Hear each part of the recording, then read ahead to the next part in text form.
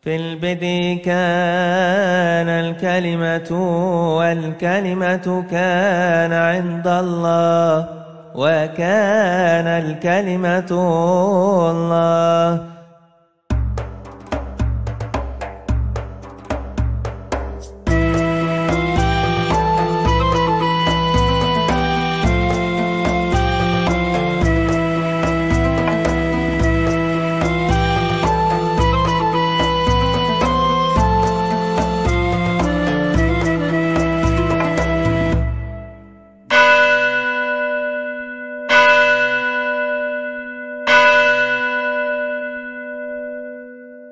Saudara-saudara, ketika kita sudah membahas Theodorus Abukuro atau Tawadros Abukuro minggu lalu,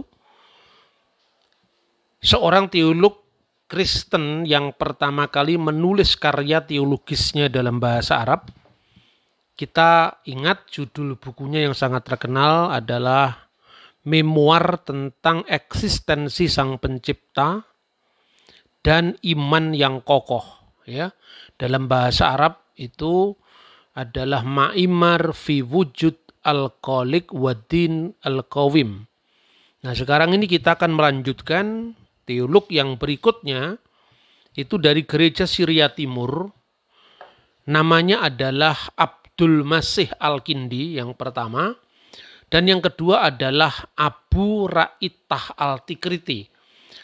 Kalau Abdul Masih Al-Kindi itu berasal dari gereja Assyria Timur, maka Abu Ra'itah Al-Tikriti itu berasal dari gereja Ortodoks Syria.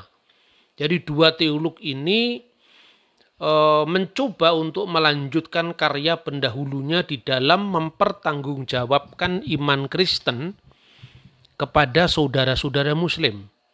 Nah, yang menarik dari karya-karya teolog Kristen yang berbahasa Arab ini, mulailah kita melacak jejak awal penggunaan istilah-istilah teologis yang nanti dipakai oleh orang-orang Islam, khususnya ketika munculnya paham ahli sunnah wal jamaah atau yang dikenal dengan kelompok Sunni dalam menghadapi kaum Mu'tazilah yang menyangkal kebukan maklukan, kegoirul maklukan Al-Quran. Jadi kita kemarin sudah belajar serba sekilas tentang masalah itu. Kemudian kita akan melihat dulu sosok Abdul Masih Al-Kindi. Kita tidak tahu banyak tentang kepribadian tokoh ini. Kenapa? Karena rupanya dia mengembangkan pendekatan yang sangat-sangat kasar terhadap Islam. Sehingga dia menggunakan nama samaran. Kelihatannya memang Abdul Masih ini nama samaran. Jadi namanya itu dia memperkenalkan diri dalam bukunya Ar-Risalah. Ya, ini salah satu halaman yang saya copy, ya, judulnya Kitab Ar-Risalah, dan itu huruf Arab yang tulisan Arab yang paling atas itu bunyinya Bismil Ab walibni warahil kudus al-ilahu wahid, demi nama Bapa dan Putra dan Roh Kudus, Allah yang Esa. Rupanya dia menggunakan nama samaran. Dia menyebut namanya Abdul Masih yang artinya hamba Kristus. Ibnu Iska, putra dari Iska, Al-Kindi.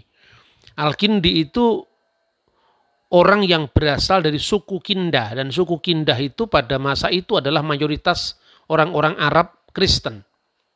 Bahkan di dalam ensiklopedia Islam yang ditulis pada abad ke-9 yaitu Al-Aghani, diakui bahwa mula-mula orang-orang Muslim itu banyak belajar ilmu pengetahuan itu dari suku Arab Kristen Al-Kindi. Bahkan pada masa pra-Islam, perkembangan huruf Arab yang sekarang dipakai itu sesungguhnya adalah pengembangan dari bahasa Aramaik, ya, khususnya Siriak Aramaik, khususnya adalah aksara Siriak Aramaik, berkah dari perjumpaannya dengan orang-orang dari Bani Kindah ini.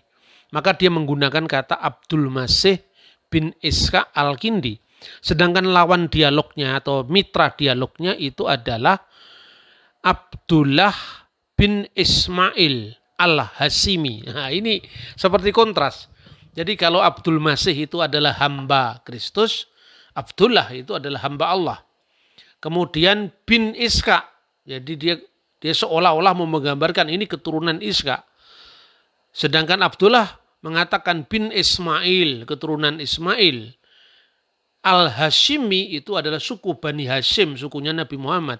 Sementara Al-Kindi itu adalah suku-suku Arab Kristen. Jadi kelihatannya ini adalah nama samaran. Maka kita hanya tahu identitasnya. Dia menulis sekitar tahun 800 Masehi. Nah, judul karya aslinya itu adalah Ar-Risalah. Itu semacam buku apologetika yang sebetulnya cukup kasar terhadap Islam.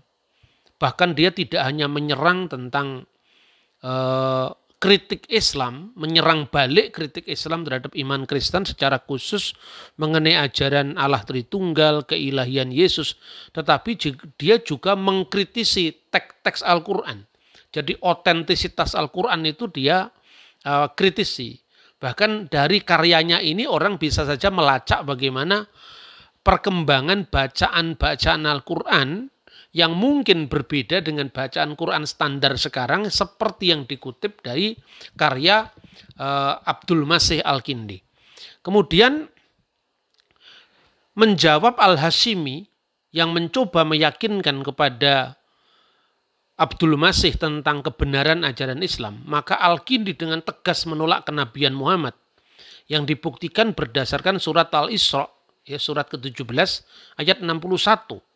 Di mana Muhammad tidak seperti nabi-nabi yang lain, dia tidak memiliki mujizat.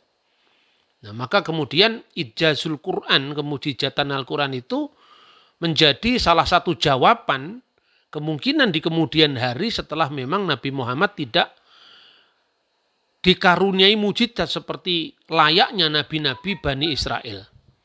Nah, selain mengkritisi ayat-ayat Quran, Al-Kindi juga mencoba meyakinkan tentang kebenaran iman Kristen, khususnya mengenai ketritunggalan ilahi, yang tidak hanya dijumpai dalam Injil, katanya, tetapi secara implisit sudah disebutkan dalam ayat-ayat kitab suci sebelumnya, yaitu At-Taurat dan Anbiya.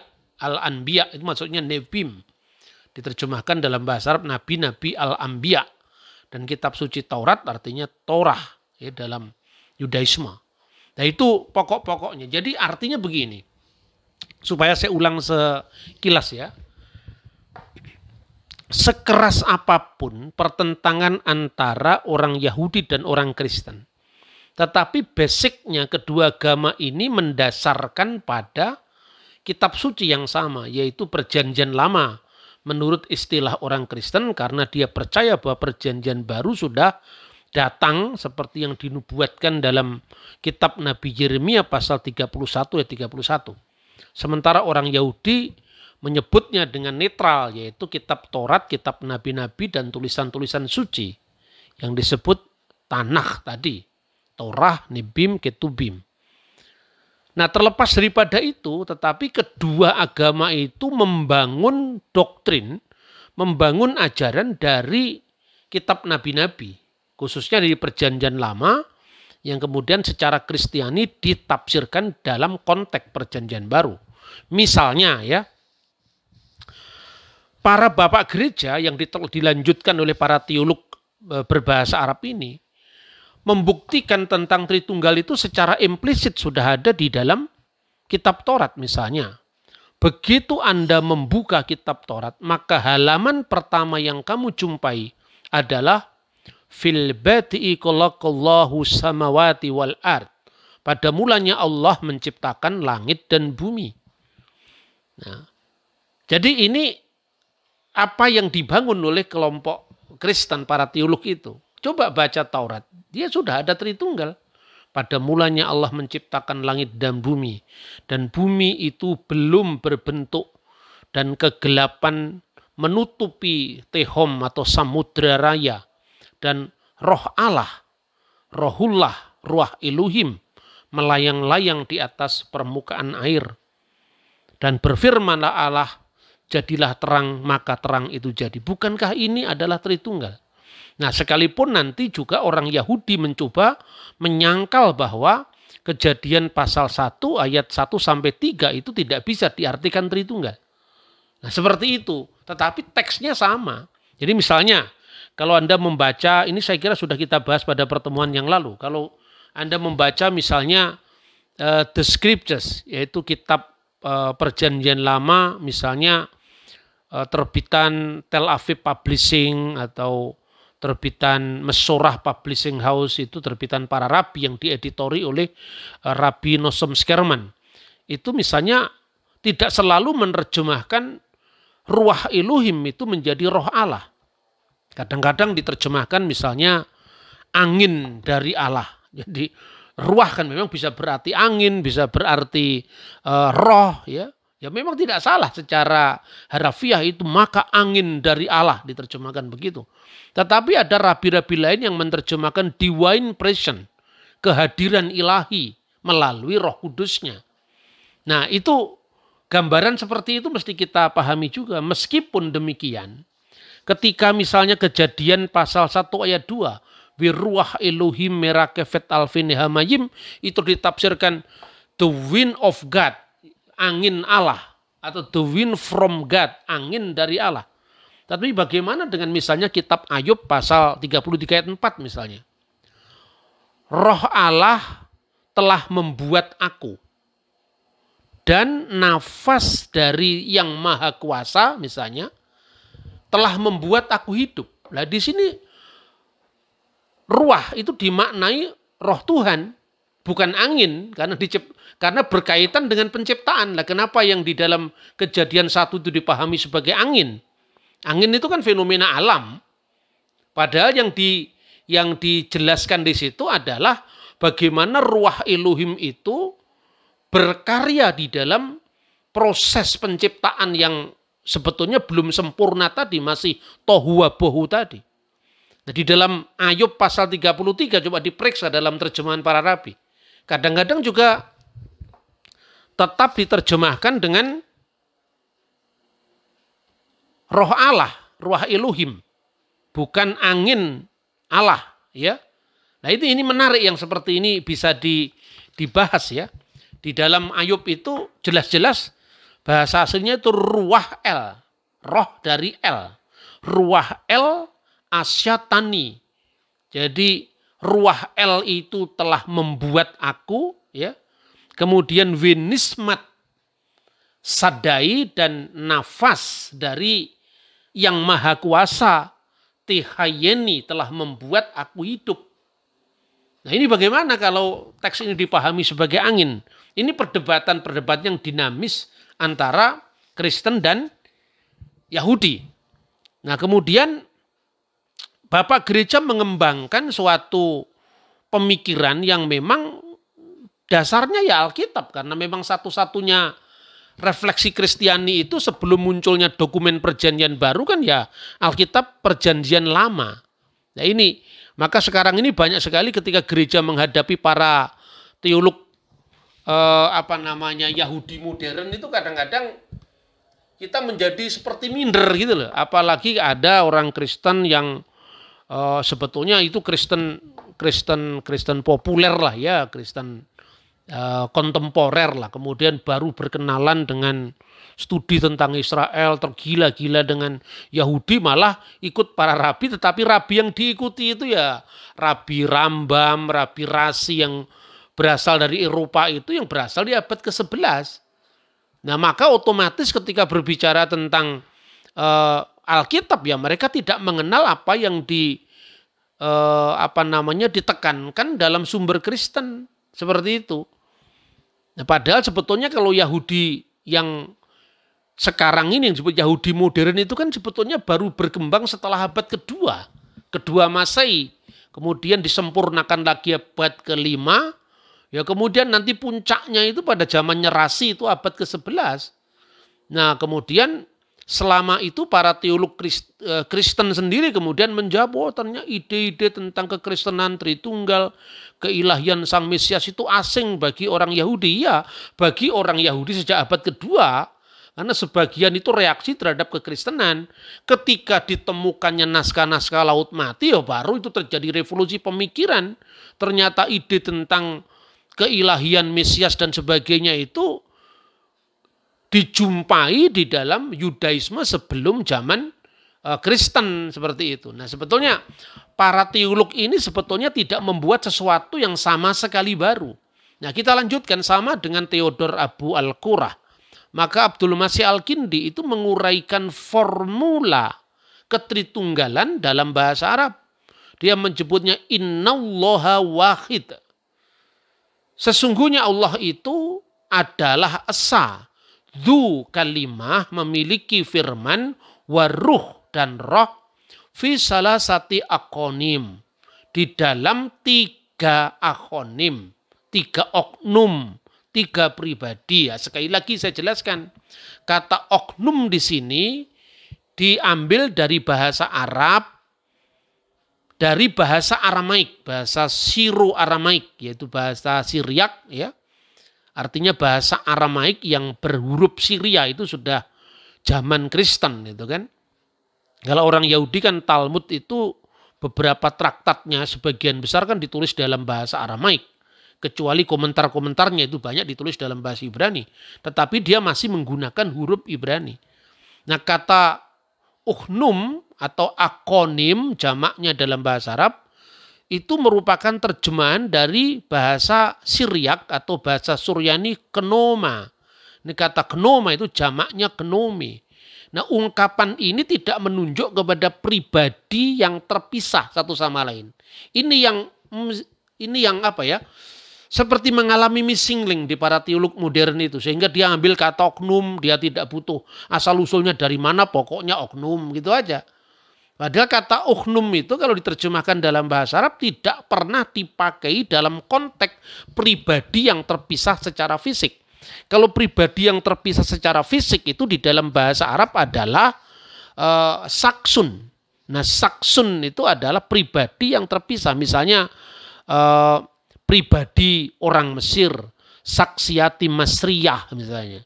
Yaitu kan ada ungkapan yang terkenal dari seorang pemikir Koptik ya di Mesir, itu namanya Dr. Milad Hana, yang sering saya kutip dalam diskusi-diskusi kebangsaan itu. Judul bukunya adalah Qabulul Aqor, menerima pihak lain, dan dia mengatakan kenapa Mesir itu lebih toleran terhadap pihak yang berbeda dibandingkan dengan Saudi, karena mereka bangga amidah as-sab'ah li saksiyatil masriyah. Ya, karena 7 pilar kepribadian Mesir. Apa 7 pilar kepribadian itu? Kami dilahirkan dari budaya peradaban Fir'aun yang besar. Nah, membangun piramid itu kan kebanggaan. Itu prestasi peradaban. Inilah nenek moyang kami. Kami ini bertulang belulang Fir'aun. Tetapi kami juga berfilsafat seperti orang Yunani. Kami mewarisi pikiran Yunani. Kami juga mewarisi kebesaran bangsa Roma, ya. Tetapi di situ ada Fir'aun, Fir'auniyah, kemudian Romawi, Yunani, Kristen. Ketika masuknya Kristen, budaya Mesir asli beradaptasi dengan kekristenan, lahirlah Koptik. Kemudian ketika Islam masuk, menambah lagi 1 pilar, Islam.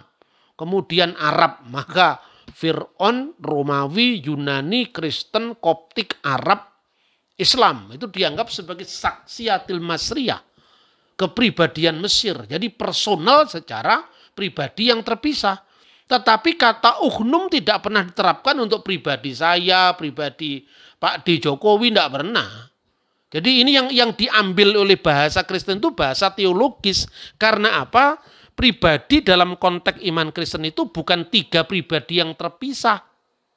Maka kalau dalam rumusan bahasa Latin, teolog Latin Tertullian itu seperti sering kita bahas merumuskan una substantia. Kata substantia itu sesungguhnya adalah jauhar dalam bahasa Arab, ousia dalam bahasa Yunani, substansi ya dalam bahasa kita. yang tunggal di dalam 3 persona. Persona itu paralel dengan kata ugnum, gnoma, atau pribadi, tapi konteksnya pribadi metafisik, maka diskresi non separatif, distingsi non divisi. Artinya dibedakan tetapi tidak dipisahkan, masing-masing punya ciri khusus tanpa terbagi, non divisi. Nah, Al-Kindi kemudian juga merumuskan. Dan di sini kita akan mengenal kata dat dan kata sifat. Nah, ini yang menarik. Jadi kata dat itu sesungguhnya bukan muncul dari agama Islam. Lah ini yang kadang-kadang sebetulnya jujur aja, saya ini prihatin. Misalnya orang Kristen ngejek orang Islam, Tuhannya orang Islam itu adalah Jat. Itu menjadi euforia kan, seolah-olah mereka puas sekali dengan memojokkan Islam. Tuhannya orang Islam itu adalah Jat. Lah Jat itu Jat cair, Jat padat, apalagi kalau bukan batu hitam di Mekah itu. Kan begitu kan? Jadi ketika ini disampaikan kan menjadi euforia yang seolah mempermalukan orang Muslim. Tapi begitu ada orang Muslim yang mengutip kamus Al-Munjid yang ditulis sendiri orang Kristen, di mana kata dat itu memang ada di dalam Alkitab, malulah kita. Makanya saya selalu menyampaikan ini ya, otokritik ke dalam. Daripada orang lain yang mengejek, kan lebih baik saya yang mengejek. Supaya sebelum mereka meneruskan tuduhan yang tidak terpelajar itu, dia berhenti dulu sebelum kita dipermalukan. Karena apa? Memang kata dat itu dipakai dalam Alkitab. Dan sama sekali artinya bukan Jat padat, Jat cair itu. Yang sering saya kutip itu dari Injil Yohanes pasal 5 ayat 26. Baik itu terjemahan Van Dyck Bible, terjemahan Good News Arabic Bible Libanon, yang diterjemahkan oleh Darul Kitabul Muqaddas fi Syarqil Ausat. Semua sama terjemahannya. Li'annahu kama anal abbalahu hayatun fiddatihi.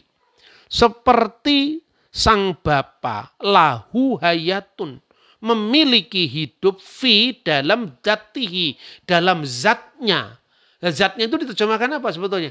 Dalam dirinya sendiri artinya.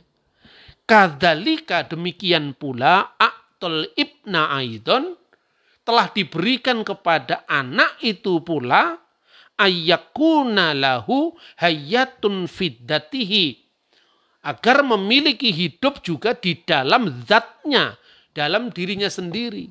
Jadi kata dat itu sudah dipakai sebagai terjemahan ousia.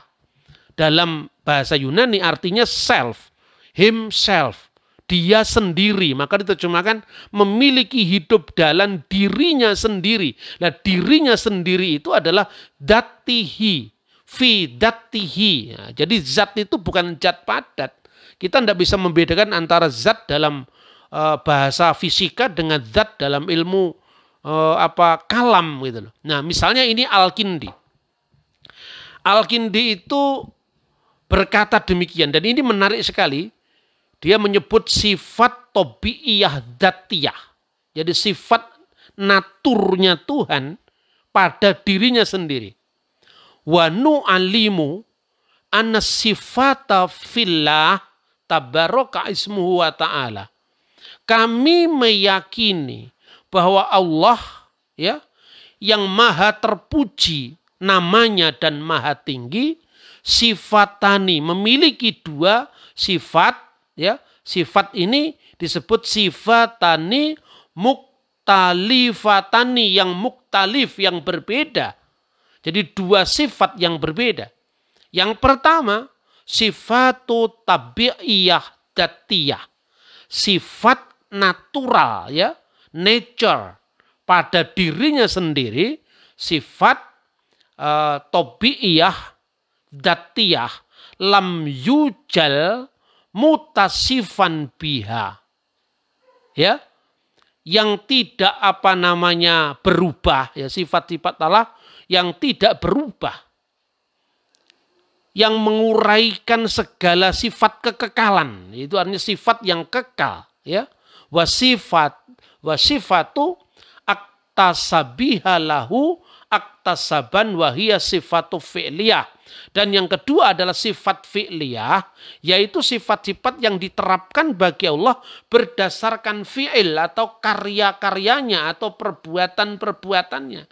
Jadi sifat datiyah itulah yang dijelaskan, naturnya Tuhan, tobiahnya Tuhan, atau datnya Tuhan itulah Tritunggal.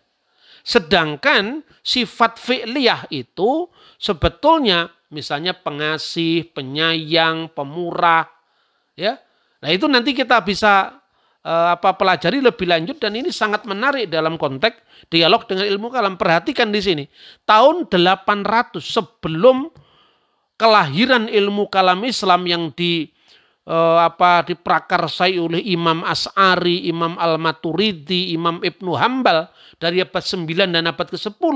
Ini tahun 800-an yang namanya Abdul Masih Al-Kindi sudah bicara tentang sifat tabi'iyah dzatiyah dan sifat fi'liyah pada diri Allah, ya, tabarraka ismuhu wa ta'ala, yang terpujilah namanya dan yang maha tinggi.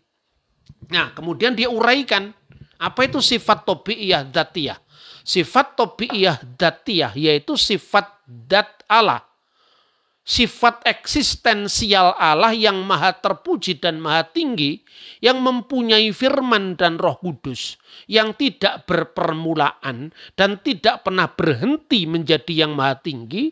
Maksudnya dia selalu maha tinggi, tidak pernah berhenti dari yang maha tinggi, mengatasi segala uraian dan segala kualifikasi. Nah ini, jadi bahasanya itu memang benar-benar bahasa yang nantinya dikembangkan lebih lanjut dalam ilmu kalam Islam. Kemudian sifat fi'liyah. Sifat fi'liyah itu diterapkan bagi dirinya berdasarkan perbuatan-perbuatan atau karya-karya dari Allah.